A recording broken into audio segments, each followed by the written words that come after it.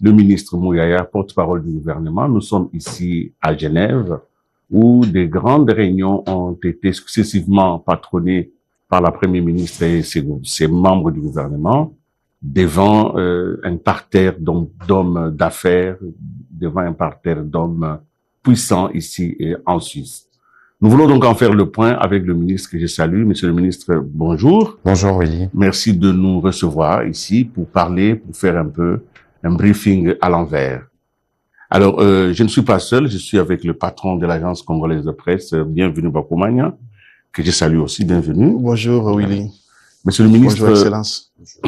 Monsieur le ministre, le Congo de la diplomatie, le Congo de l'offensive se déplace. Nous sommes ici à Genève. Vous avez participé à des réunions marathon avec le monde des affaires ici sur les minerais critiques. Depuis quand ces minerais critiques sont devenus un enjeu majeur au point de déplacer la Première ministre et les ministres si importants?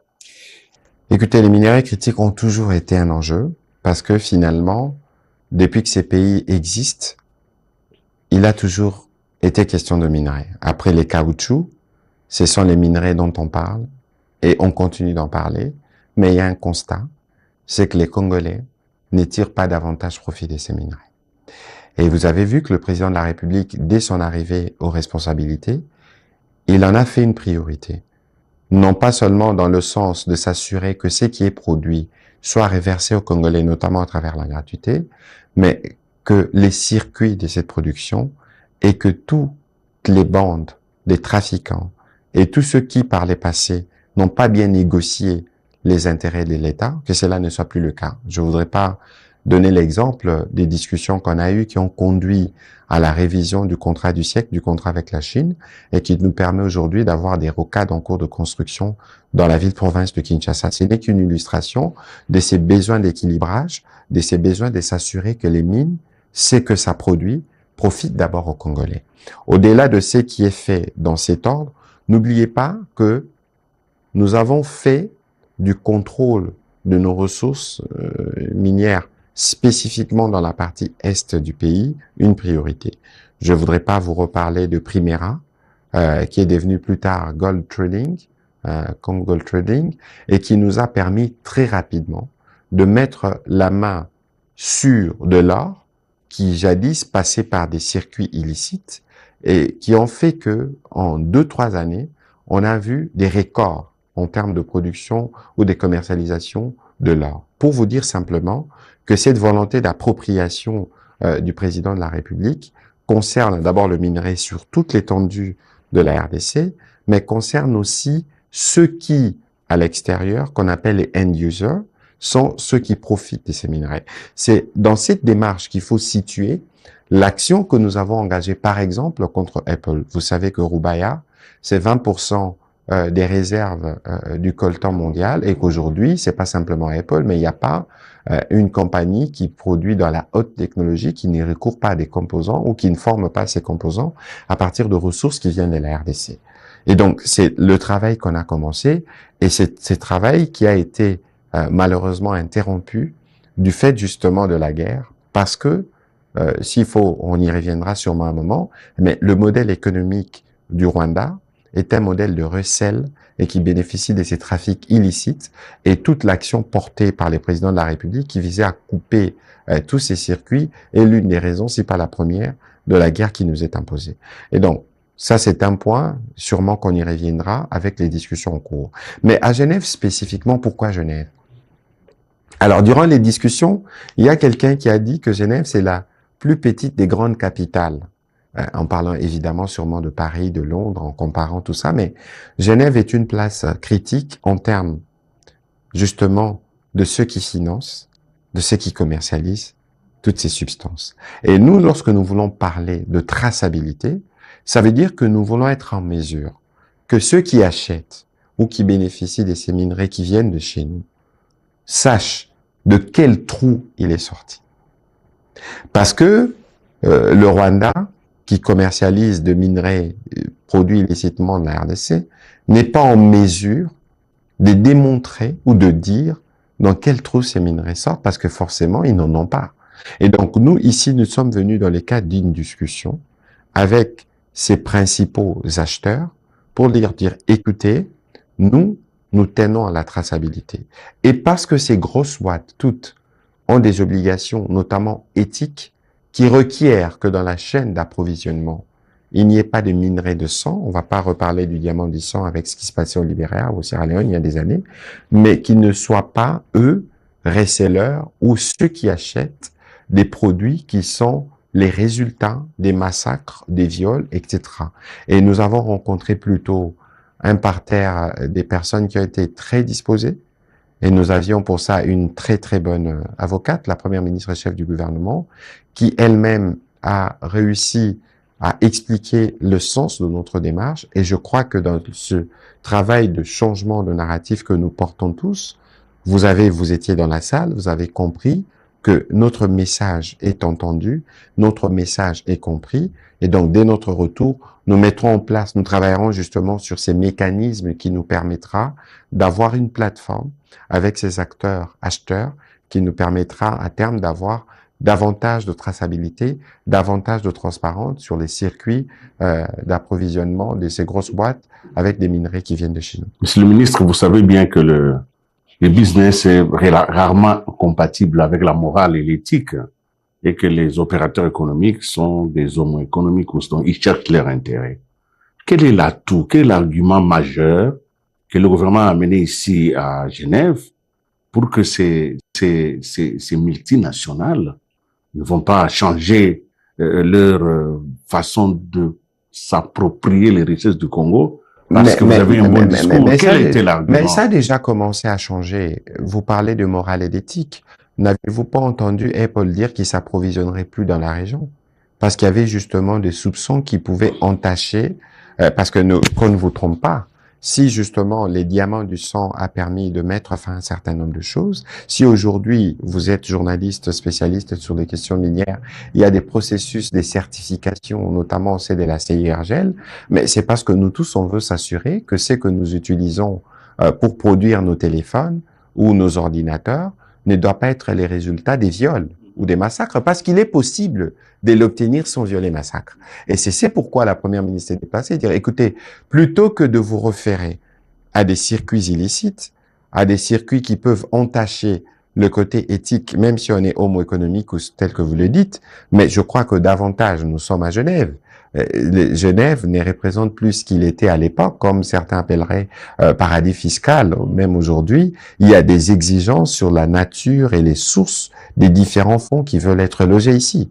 C'est pour vous dire qu'il y a un processus de cleaning, mais qui requiert de la transparence. Et c'est les messages que nous avons apportés. Ça veut dire, vous voulez les minerais de la RDC, mais venez discuter avec le gouvernement de la RDC. Vous avez suivi le collègue de mine dire que l'allié pour ceux qui veulent investir, c'est les codes miniers, les règlements miniers et toutes les facilités administratives qui sont mises en place. Alors, pourquoi vouloir être des resellers? Pourquoi vouloir entacher la production de vos différents produits en vous approvisionnant sur des circuits qui sont illicites? Monsieur le ministre, est-ce que vous êtes en train de dire qu'il y aura un nouvel arsenal juridique qui sera mis en place, ou partirait de l'existant pour qu'on puisse le mettre en application? Évidemment, nous partirons de l'existant. La question, ce n'est pas de refaire un arsenal, parce que nous avons plutôt un bon code minier, nous avons plutôt un règlement minier qui montre, au-delà de ce que nous disons là, n'oubliez pas, je crois que Tesla, qui est parmi les premiers producteurs de véhicules électriques, son cobalt vient de la RDC. Je voudrais pas parler des véhicules de marque chinoise, qui, pour la plupart aussi, le cobalt vient de la RDC. Il faut pas oublier que de ce côté-là, nous avons déjà des grosses boîtes qui fonctionnent en fonction de notre administration et de notre règlement pour produire. Ce que nous allons mettre en place plutôt ici, c'est un mécanisme qui nous permette de nous assurer d'abord que nous avons une bonne conversation avec ces personnes qui sont des traders, ces personnes qui rachètent. Nous avons une bonne discussion, nous avons un cadre de collaboration. Ensuite, avec eux, nous allons regarder sûrement les moments venus au cas par cas, en fonction des besoins de certains, pour voir comment, dans un mécanisme transparent, on peut soit conseiller, soit nous assurer qu'ils s'approvisionnent dans les bons circuits. Alors, nous avons Genève d'un côté, Washington et Doha. Maintenant, le Qatar, c'est toutes des destinations où vont les minéraux du Congo. Alors, vous pouvez nous permettre un peu de comprendre quel lien vous faites entre ce contrat avec les Américains pour les minéraux, en même temps le Qatar où va l'or, tout l'or de l'Est, là, destination par le Rwanda, ça atterrit au Qatar. Alors, nous avons donc un besoin de cohérence dans la politique du gouvernement. Comment vous liez tous ces points pour en faire une ligne que nous pouvons comprendre? Mais écoutez, nous sommes dans la cohérence depuis le début. Parce qu'ici, la quête principale, c'est la réappropriation de nos mines et de nous assurer que ces mines profitent. Et donc, que vous parliez de Qatar, que vous parliez de Genève, de Doha et d'autres villes que vous n'avez peut-être pas citées, il y a toujours eu des trafics, il y a toujours eu des productions qui se font aussi de manière transparente. J'ai parlé tout à l'heure on peut parler des Glencore parce qu'on est en Suisse et tout ça. Et donc, c'est pour vous dire simplement qu'il y a une volonté pour nous d'aller dans l'appropriation de ce qui nous appartient pour nous assurer que nos populations puissent en tirer profit. Mais maintenant, s'il faut parler de chaque capitale, parce que je connais l'essence profonde de votre question, mais Genève, par exemple, les sujets de Genève n'est pas seulement minier. Parce que vous avez vu que hier, nous avions été reçus avec la première ministre par Volker Türk, les hauts commissaires. Ici, à Genève, siègent les hauts commissariats, les Human Rights Council, on dit le Conseil de droits de l'homme. Nous avons fait un travail extraordinaire. Je suis sûr que dans l'imaginaire collectif, beaucoup ne savaient peut-être pas, en tout cas pas suffisamment, que Genève, c'était aussi la capitale mondiale du droit de l'homme. Et que depuis janvier jusqu'à ce jour, on a obtenu en tout cas de belles victoires ici à Genève. D'abord, cette résolution adoptée à l'unanimité pour que nous puissions avoir d'abord une mission d'établissement des faits. Et il y a quelques mois, quelques semaines, nous avons obtenu pour la première fois depuis 30 ans une commission d'enquête. Aujourd'hui, évidemment, il y a des enjeux des financements, parce que il y a la position américaine qui a évolué, mais on n'a jamais obtenu ça. N'oubliez pas que ce qui s'est passé en janvier, en 5 jours, c'est de l'horreur absolue. On parle de 10 000 morts. La première ministre, elle a dit ici, en début d'année, suivant les statistiques qui nous ont été transmises par le ministère de la Santé, c'est de l'horreur en 4 jours. On en parle peut-être moins, mais je tiens à le rappeler parce que c'est ça la vraie nature du M23, la brigade avancée de l'armée rwandaise. Tuer, commettre les crimes les plus imprescriptibles. Parce qu'on a commencé par attaquer des camps de déplacés, des hôpitaux, 2500 écoles ont été touchées, une école a été transformée en cimetière. Ça, c'est des choses qui ne devraient jamais être oubliées. Sur la vraie nature. Encore ce matin, j'ai vu une image qui m'a choqué. On a été réfractaire au Salongo, on a été chicoté, exactement un peu comme les colonisateurs le faisaient, à l'époque de ce que nous avions entendu. Au nom de quoi? Cette gouvernance par crime, à vouloir à tout prix s'imposer par la force dans l'imaginaire de nos populations, est illustratif justement de c'est pourquoi ces mouvements doivent cesser d'exister. En tout cas dans sa forme actuelle. C'est ça, non? Parce qu'en fait, vous avez des gens qui n'ont aucune scrupule pour le pouvoir, pour l'argent, parce que c'est aussi ça le motif. Sinon, si la banque, la succursale de la banque centrale à Goma n'était pas bien protégée, il aurait déjà été vandalisé parce qu'il y a eu des tentatives. Et donc, lorsque vous voyez des choses comme ça nous conforte. Parce que n'oubliez pas qu'on a un front militaire, un front diplomatique, un front économique, un front judiciaire et un front médiatique. Et sur le front judiciaire, qu'on ne vous trompe pas, nous discutons paix, nous discutons retour à la vie normale, mais nous n'oublierons pas du tout la composante judiciaire. Et dans cet ordre, si vous avez suivi hier, que toutes les objections soulevées par le Rwanda à la cour d'Arusha ont été rejetées. Le Rwanda sera jugé pour les faits et les crimes commis en RDC. Et il en sera les cas aussi pour ces supplétifs. Et donc, Genève, au-delà de cet aspect minier, nous avions aussi cet aspect de droits de l'homme. Et ce dialogue est un dialogue crucial pour nous, parce que vous savez que l'une des raisons de prétexte, je veux dire, il y en avait 3. Discours de haine, question de réfugiés, question des FDLR. C'est les 3 prétextes apparents pour maquiller une guerre économique. Je vais vous expliquer plus ou moins les raisons ici. Sur la question de réfugiés, avec Philippe Ogandi, il est ici à Genève, aujourd'hui, le Rwanda ne peut plus venir pérorer sur le sujet. Parce que nos équipes ont travaillé, les tableaux ont été faits, mais vous n'allez jamais demander aux réfugiés de revenir là où ça tire. Encore que le retour est conditionné justement par un travail systématique de profilage qui se fera au cas par cas. Sur la question du discours de haine, je suis porte-parole du gouvernement, vous êtes des responsables des médias, pouvez-vous me dire quels sont les responsables du gouvernement qui a déjà tenu de propos discriminatoires?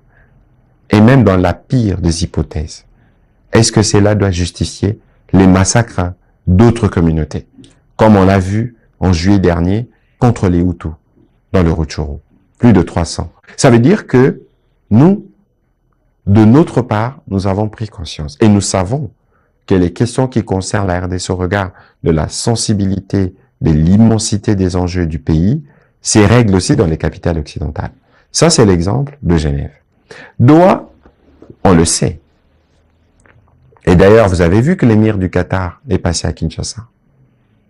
Vous avez vu? Aussi à Kigali. Oui, parce que le Rwanda, dans sa communication, aime bien s'approprier le Qatar. Le Qatar est un pays qui, aujourd'hui, joue un rôle central, non pas seulement dans la résolution de crise, mais aussi en termes d'investissement. Je voudrais pas vous parler de ce qu'ils font en Europe et de ce qu'ils font dans d'autres parties du monde. Et qu'on ne vous trompe pas, le Rwanda n'aura jamais grand-chose à offrir au Qatar que le Congo ne puisse pas offrir. Et donc, si l'émir est venu en RDC, c'est marquer justement la nature des discussions et de la relation, qui pour nous est bien au-delà des simples faits que le Qatar accueille des discussions avec les supplétifs du Rwanda, mais parce que nous voulons aussi de ce côté-là construire une relation, nous voulons montrer que nous avons des opportunités à offrir et que s'ils ont de moyens, ils sont les bienvenus. On parle d'une enveloppe d'à peu près 21 milliards. Il y a eu des accords, des protocoles d'accords qui ont été signés dans plusieurs domaines, mais je pense que c'est les débuts ou la consolidation d'une relation RDC-Qatar qui n'est pas à comparer, parce que les échelles ne seront jamais les mêmes entre la relation qu'ils entretiennent avec les Rwandais et les relations qu'ils entretiennent avec nous. Je crois que le point essentiel à retenir de cette visite, c'est justement cette volonté de consolidation. Évidemment qu'il y a un processus, parce que si notre or, il est établi que l'or acheté illicitement ou produit des recettes de la RDC est vendu par les Qatar, mais ça fait l'objet des discussions. Parce que à terme, n'oubliez pas que à Washington, on a signé l'accord, mais aussi l'accord qui crée le cadre d'intégration économique régionale. Parce qu'on ne va pas se tromper. Ce n'est pas parce que nous avons le régime actuel au Rwanda qu'on va penser que nos populations vont être condamnées à vivre dans cet état de relation ou être prisonniers des appétits du président rwandais. Et donc, aujourd'hui, et c'est clairement noté à Washington, que lorsqu'il y aura une exécution satisfaisante du CONOPS, c'est-à-dire la composante militaire de l'accord, on pourra migrer vers des discussions économiques. Et lorsqu'on aura ces discussions économiques, elles nous permettront non pas seulement les discussions économiques qu'on a déjà eues, parce que les cadres ont été balisés, mais lorsqu'il faudra les concrétiser, elle nous permettra de récupérer la pleine souveraineté sur nos minerais et de nous assurer maintenant, en fonction des possibilités qu'offrent les autres pays de la région, voir comment est-ce qu'on peut commercer pour nous assurer que le potentiel que nous avons profite à la partie orientale de l'Afrique, comme ça profite déjà à la partie australe de l'Afrique et à la partie centrale. Monsieur le ministre, une opinion estime que l'émir du Qatar est passé plutôt pour pousser les autorités congolaises à conclure des accords avec le M23, et le M23 aujourd'hui considère que c'est le noyau de notre prochaine armée de la République démocratique du Congo, et que le M23 aujourd'hui peut fédérer au point de devenir une force qui pourrait... Bon, écoutez, il y a trop d'agitation. Il y a trop d'agitation, il y a trop de verbiage. Parce que nous tous, nous savons. La vérité, elle est une. C'est qu'il n'y a aucun document, en commençant par notre Constitution, aucune charte de l'Union africaine ou des Nations unies qui reconnaît la légalité ou l'existence du mouvement du type supplétif ou brigade avancée. Alors, il faut pas qu'on se trompe. Et il faut pas penser parce que... Mais ils sont à la table des négociations. Non, la question, Willy... Ils sont là, vous discutez avec eux. Non, ce n'est pas parce qu'on discute avec eux qu'ils cessent d'être un mouvement qui devrait pas exister.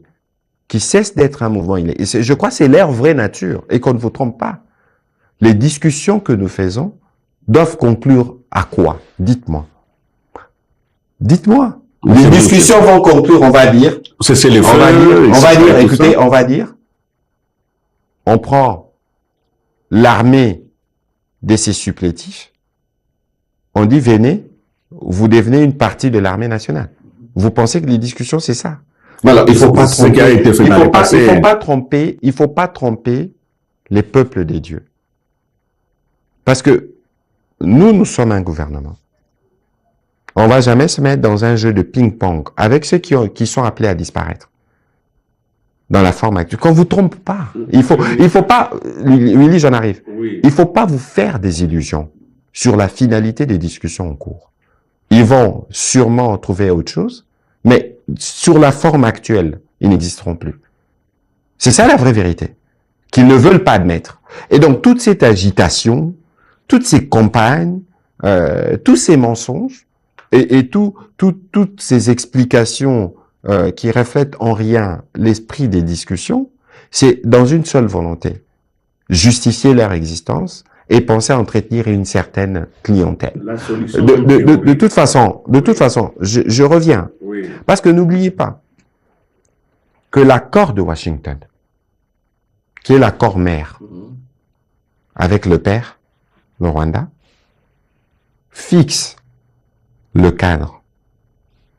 On dit, au chapitre de l'intégration, spécifiquement, on parle de l'intégration au cas par cas. Alors, dans la gymnastique du rôle entre père et fils, le père renie le lien avec le fils. Le fils renie le lien avec le père. Mais nous tous, nous savons, les négociateurs savent, les facilitateurs savent, que les fils n'auraient jamais existé sans le père. Et que c'est par la volonté du père que le fils existe. Alors, le fils dont on parle, il a aussi des frères, mais c'est une autre histoire. S'il faut parler des Red Tabara, des Turanéo, c'est 3 enfants d'un même père, alors des enfants qui sont doués dans la criminalité. Ça, c'est une autre histoire. On va pas y revenir. Mais aujourd'hui, Willy, dans tout ce qui sera conclu, il faut pas rêver. Le processus, il est bien sûr, complexe, mais on s'est mis d'accord sur 8 points. Il faut pas anticiper, mais il y a de principes. Parce que lorsque vous regardez les dispositifs de l'accord cadre de Doha, on fait référence à Washington, on fait référence à la Constitution. Alors, ce n'est pas aisé de penser qu'on peut dérouter le peuple de Dieu encore une fois, lorsque l'on sait soi-même les soubassements des discussions que nous avons. Et nous, comme gouvernement, n'oubliez pas que la première urgence pour nous, elle est humanitaire. Parce que nous avons en face de nous des gens qui donnent la mort parce que on a dit non. On va se souvenir de ce jeune artiste. De gens qui chicotent, tel que vous l'avez vu, parce que simplement, on a refusé de se joindre à une initiative. Mais comment pensez-vous alors que des gens qui ont une telle vision peuvent même penser qu'ils peuvent continuer? Monsieur le ministre, est-ce que Doha finalement, sur le 8 points, on est tombé d'accord sur 2, il reste encore 6, les choses s'enlisent. Est-ce que vous ne pensez pas que on va droit vers une sorte de relâchement de la part du médiateur? Je voudrais pas parler d'enlisement, parce que, bienvenue Bakoumani, encore une fois, il faut savoir que la volonté du président de la République, c'est de s'assurer que cette guerre, c'est la dernière. C'est une guerre que nous vivons de manière recyclée depuis 30 ans. Il faut permettre aux enfants de trentenaires d'aujourd'hui de vivre différemment. Je sais de quoi je parle, parce que j'en compte dans ma propre équipe. Donc, ces enfants-là ne doivent pas grandir dans la guerre. Il n'y a pas d'enlisement lorsque, pour utiliser la formule que vous entendez souvent, les causes profondes. Parce que je vous ai dit tout à l'heure, en parlant de Genève, discours de haine, prétexte vidé, réfugiés, prétexte vidé, la question des FDLR, on va la vider. Il y avait encore, il y a 2 jours ou 3 jours, une réunion à Washington où on a reparlé de ça. Parce qu'aujourd'hui, la question des FDLR ne peut véritablement être finie que lorsque la restauration de l'autorité de l'État sera faite. Parce que les gros de ces dispositifs sont sous les parties du territoire occupées par les autres. Et donc, ça veut dire qu'ici, nous sommes cohérents dans notre démarche. Et parce qu'on a réglé les problèmes du père, en regardant les préoccupations soulevées par les fils, on les a sériés. Vous dites, il y a la question de la nationalité, ok. La question, ok, humanitaire. Mettons toutes les questions. On connaît plus ou moins les grandes lignes, et sur celle-là, il faut attendre. Maintenant, ça va faire sûrement dans une semaine. Ils pourront relancer les discussions pour voir comment, pour chaque point des 6 qui restent, on définit le cadre. Parce que le plus difficile, bienvenue, ne sera pas signer ou mettre fin à toutes les discussions. Le plus difficile sera l'implémentation dans un contexte où nous savons que c'est une guerre qui vise à mettre la main sur nos minerais. Si vous regardez aujourd'hui, il y a des images satellitaires qui vous donnent une indication du degré d'exploitation dans Rubaya. Et si vous regardez le plan des déploiements de l'armée rwandaise dans cette guerre, vous allez voir que c'est les filons miniers qui ont toujours été suivis. Monsieur le ministre, le président Félix Tshisekedi était à Paris il y a quelques semaines. Et de cette réunion, il avait été, en tout cas, convenu qu'il y ait l'ouverture de l'aéroport de Goma pour l'aide humanitaire. Alors, un peu surpris de constater que de 2 côtés, on a résisté à l'application de cette ouverture. Quelles sont les raisons? Mais qui a résisté à quoi? À l'ouverture de ce rapport de Goma. Non, écoutez, il y a des préalables encore une fois. L'ouverture de l'aéroport de Goma est une obligation. Oui. Le président de la République, en tout cas, au dernier Conseil de ministres, est revenu sur l'impératif de l'ouverture de l'aéroport de Goma. Contrairement à ce que les occupants racontent, la situation à Goma est catastrophique. La belle ville de Goma n'est plus ce qu'elle était. Parce que c'est de l'horreur. C'est des crimes quotidiens, vous l'avez vu. Et il y a rien de plus grave que ceux qui jadis disaient dans un langage discriminatoire qui ressemble bien au discours de haine. Nous brimions les swahiliphones. C'est ce qui était dit. Vous brimez les swahiliphones, vous fermez l'aéroport, vous fermez les banques. C'est ce qui a été dit. En oubliant que si les banques ne peuvent pas rouvrir, c'est parce que justement il y a des intentions de pillage connues. Si les banques ne peuvent pas ouvrir, ben c'est parce que les banques ne peuvent pas se mettre sous la coupe de ceux qui sont sous sanctions américaines. Il est évident que le M23 et son allié de l'AFC sont sanctionnés et ils ne peuvent pas utiliser les dollars. Et vous savez mieux que moi que lorsque une banque triche avec l'OFAC, les banques risquent des grosses sanctions. Ça doit être connu. Alors, ceux qui s'est présenté comme les premiers défenseurs, entre guillemets encore, de Swahiliphone, comment ils peuvent penser s'opposer? Alors, à Paris, ils n'avaient pas accepté. Ils n'étaient pas à Paris. Humanitaires. Non, ils étaient représentés par le père. Humanitaires. On commence à s'en prendre aux humanitaires. On fait du gerbiage. Mais alors que le monde entier est au courant qu'il y a un problème humanitaire là-bas, que eux seuls qui prétendent défendre le Swahiliphone ne vaillent pas. Lorsqu'on les tue, ils n'en parlent pas. Lorsqu'ils les chicotent, ils n'en parlent pas. Mais lorsqu'ils savent que les banques ne peuvent pas rouvrir pour des raisons objectives, ils disent Kinshasa brûle les Swahiliphone. Avec des discussions, des allusions, je n'ai pas envie de les répéter ici, des allusions qui stigmatisent les Baluba. Mais c'est quoi dont on parle? Et donc, vous voyez que c'est vraiment un jeu très dangereux.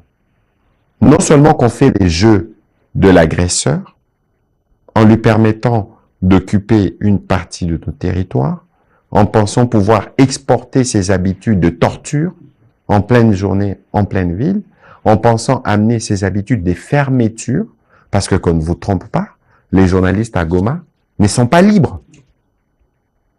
Les médias connaissent des perturbations techniques créées parce qu'il y a une volonté délibérée de garder les uns les autres dans la confusion. Et donc, vous voyez que il y a aujourd'hui un besoin pour tous les Congolais de refaire le bloc ou de maintenir le bloc autour du président de la République. Parce que Willy, je ne cesse de le dire, que cette guerre n'est pas une guerre qui est faite au président. Cette guerre qui est une guerre faite à tous les Congolais. Parce que les ressources que nous engageons dans cette guerre, on aurait pu les engager dans d'autres secteurs. Mais bien au-delà, vous êtes journaliste économiste, vous avez vu le budget qu'on a présenté, 59 000 milliards, plus de 20 milliards de dollars de budget, dans un contexte de guerre, où ce qui vient, par exemple, du Nord Kivu, du Sud Kivu, des principales villes, échappe au trésor, mais vous avez vu l'effort que nous avons consenti. Et donc, dès que cette guerre sera finie, nous allons, avec le président de la République, donner le ton qu'il faut au développement de ce pays. Oui, Monsieur le ministre, vous ne voulez pas reconnaître qu'il y aurait un enlisement, mais on a l'impression que la signature d'un accord avec le Rwanda à Washington dépend des doigts. Est-ce que non, pas la signature, parce que l'accord à Washington a déjà été signé, mais l'implémentation. Je disais que c'est un processus qui concerne le père et les fils. Les deux processus sont... Le père, c'est le Rwanda et les fils, ce sont les... C'est bien clair. Les oui. Et donc, la complémentarité des deux processus est reconnue de tous. À Washington, on a bien avancé. N'oubliez pas que l'accord de Washington avait deux objectifs. La paix, la sécurité et l'économie. Nous avons déjà discuté de la paix qui dépend aujourd'hui du travail qui est en cours. En termes, on avait parlé de CONOPS, il y a un ordre opérationnel qui permet l'exécution de ce CONOPS-là. Il y a encore eu une discussion du mécanisme de coordination de la sécurité qui a été créé par l'accord, qui réunit nos militaires, les Rwandais, les Américains et tous ceux qui sont dans la médiation pour faire le point. Aujourd'hui, on va passer dans la phase 2, où on va voir, d'une part, le retrait des mesures de défense, c'est le terme diplomatique pour maquiller la présence de troupes rwandaises et de tout leur matériel, mais aussi la phase qui pourra, de la manière dont les traitements de la question des FDLR peut se faire d'une autre manière. Donc, vous voyez que nous avançons. Et donc, enlisement, sûrement, ceux qui les disent peuvent avoir des raisons, parce que ça prend du temps. Mais je vous ai dit tout à l'heure, la complexité de la crise, la durée que ça prend. N'oubliez pas qu'au 15 décembre, on était sur le point d'en finir. N'oubliez pas, à Luanda. Nous savons qui n'est pas venu. Et nous savons qui a fait quoi après Luanda. Je vous ai parlé en début d'interview du nombre de morts qu'il y a eu en 3-4 jours dans l'invasion des Goma. Ça, c'est des choses qu'on ne dit pas. C'est des choses qui doivent être rappelées. Parce que, au-delà des discussions que nous avons actuellement, les responsables de ces crimes doivent savoir qu'à un moment ou un autre, la justice les atteindra. Pour tous les crimes imprescriptibles qui ont été commis, parce que c'est de l'horreur qui ne doit plus jamais se répéter. Et donc, pour le reste, nous avons avancé. Nous n'avions pas signé, il y a quelques semaines, souvenez-vous, le cadre d'intégration économique régionale. On l'a signé avec une clause qu'on a rajoutée à notre demande. Parce que nous pensons qu'on ne peut pas faire l'économie, les développements, dans un contexte où il y a encore des gens qui sont tués, où il y a des gens qui sont massacrés. Il faut passer par la case stabilité, et puis nous pourrons aller par la case suivante qui s'appelle économie. Il y a dans l'opinion publique congolaise une grande partie qui s'exprime en disant que, en réalité, cette guerre se terminera par le front militaire et que tout ce que le président fait son gouvernement, c'est en réalité, c'est sans suite. Que peut-on dire à ces Congolais qui estiment que, avec les Rwandais, on ne peut s'entendre que sur le terrain militaire? Mais ces Congolais-là, Willy Kalengai, je ne vais pas vous dire qu'ils ont tort. Parce que nous parlions de ce qui s'est fait depuis 30 ans. Et que cette permanence et que cette récurrence, une fois pour toutes, doit se terminer. N'oubliez pas. Et donc, cette opinion congolaise, nous l'entendons, nous la comprenons. Nous, comme République démocratique du Congo, nous n'évoluons pas dans un contexte isolé. Je vous parlais de front militaire, de front diplomatique, de front économique, de front judiciaire et de front médiatique. Et aujourd'hui, il est établi. Parce que, quand j'ai dit que nous n'étions pas isolés, nous appartenons à des ensembles régionaux. L'Afrique, CIRGL, SADC, et n'oubliez pas que le monde entier, qui s'est particulièrement mobilisé sur la question de la RDC, a adopté la résolution 2773. N'oubliez pas que beaucoup de pays occidentaux ont pris des sanctions contre le Rwanda. Et dans la résolution 2773, qui trace la voie au retour de la paix, on nous recommande justement, pour nous gouvernements, il est évident qu'aujourd'hui, nous sommes engagés dans le processus, dans le front diplomatique, suivant la résolution 2773. Mais qu'on ne se trompe pas, parce que nous savons à qui on a affaire. Nous savons que, même si nous discutons, nous, sur le front diplomatique, il y a ceux qui n'y respectent rien depuis 30 ans, dans les modus operandi, qui veulent continuer leur œuvre de tuerie, etc. Et notre armée, dans la mission qui est la sienne, s'assure de faire sa part pour que cela ne prospère pas. Elle est prête, elle est déjà montée en puissance, elle peut rassurer. C'est pourquoi le gouvernement a prévu 30% du budget pour les forces de défense. Ouais, 30% de recettes du budget national, c'est-à-dire de tout l'argent que nous avons mobilisé, va être consacré au service de sécurité. La question, c'est qu'il faut regarder le Congo dans sa globalité. Nous avons 2 345 000 km², 410 km², 9 pays voisins, 10 577 km de frontières à sécuriser. Et donc, l'armée, les services, c'est la priorité numéro 1. Aujourd'hui, ce n'est pas parce que nous sommes engagés sur le front diplomatique qu'au front militaire, on dort, ou qu'au front judiciaire, on dort, au front économique, au front médiatique, on dort pas. C'est l'essence même de cette interview, ici à Genève. Ici à Genève, nous avions à la fois l'économique, principalement, le front économique, nous avions les judiciaires, on en a parlé, notamment avec la commission d'enquête, et nous avons le médiatique. Parce que il faut pas qu'on se trompe. Vous avez vu la stratégie des autres.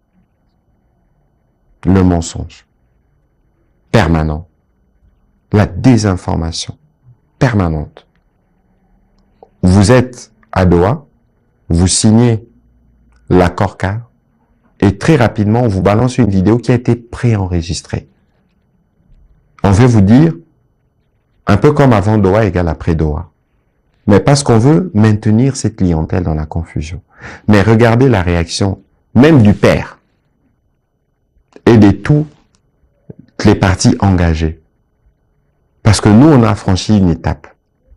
Au moins, aujourd'hui, on va dire, les problématiques sont connues. On en a déjà réglé 2. Il reste la mise en œuvre. On va voir comment on règle les autres 6 pour aller atteindre l'objectif souhaité. L'objectif souhaité, c'est de recouvrer toute l'intégrité territoriale. L'objectif souhaité, c'est de mettre fin à la gouvernance par crime. C'est connu et partagé de tous. C'est les mêmes entendements. On pourra faire des concessions, évidemment qu'on le fera dans un contexte de discussion, mais on fera jamais de concessions sur l'intégrité du territoire. Vous avez suivi quelques voix de l'opposition congolaise qui doutent pratiquement du processus de Washington, qui disent que nous aurons été floués parce que le Congo est parti à Washington sans garantie. Washington s'est approprié un processus de manière cosmétique, de manière communicationnelle, mais la réalité, c'est que Washington ne fait pas pression sur le belligérant principal pour se retirer. Alors, Willy, non, mais la première chose, alors, d'abord de 1, je voudrais rappeler aux uns et aux autres qu'il ne devrait pas y avoir d'opposition dans la quête dans laquelle nous sommes. C'est laquelle? La protection de l'intégrité territoriale. La fin des tueries contre les Congolais. Dites-moi quel est le leader de l'opposition qui peut publiquement s'assumer s'il n'est pas complice des agresseurs pour dire qu'il est content de voir qu'il ne peut pas voyager à Goma. Aujourd'hui, dites-moi. L'accord de Washington dont on parle, mais il faut le lire, non? Est-ce que tout le monde l'a lu? Parce que le problème, c'est aussi celui-là. Est-ce que tout le monde l'a lu? Lorsque vous regardez cette idée du cadre d'intégration économique régionale, si vous voulez vous faire une véritable idée des enjeux derrière, regardez les différentes réactions du président rwandais. Est-ce qu'il est content? Non. Pourquoi il n'est pas content? Moi, j'ai eu le privilège de lire le projet du cadre d'intégration économique régionale. Lisez l'énoncé de principe du 30 août. En fait, ce que nous voulons amener dans les Grands Lacs, pour tout l'écosystème économique, c'est la transparence. C'est mettre fin au trafic illicite. Dites-moi, tout ce qui est illicite aujourd'hui profite à qui? Le manque de transparence profite à qui? Et vous allez nous dire qu'à Washington, on a perdu. On regarde les souterrains, ça ne bouge pas. Non, écoutez, les temps passent. Je parle. Bon, maintenant, je comprends aussi cette opinion. Oui. Qui estime que les Américains ont des leviers qui peuvent être plus contraignants sur le Rwanda. Mais n'oubliez pas que les Américains ont une stratégie. Si vous regardez bien, nous sommes dans une forme de stratégie de bâton et de la carotte.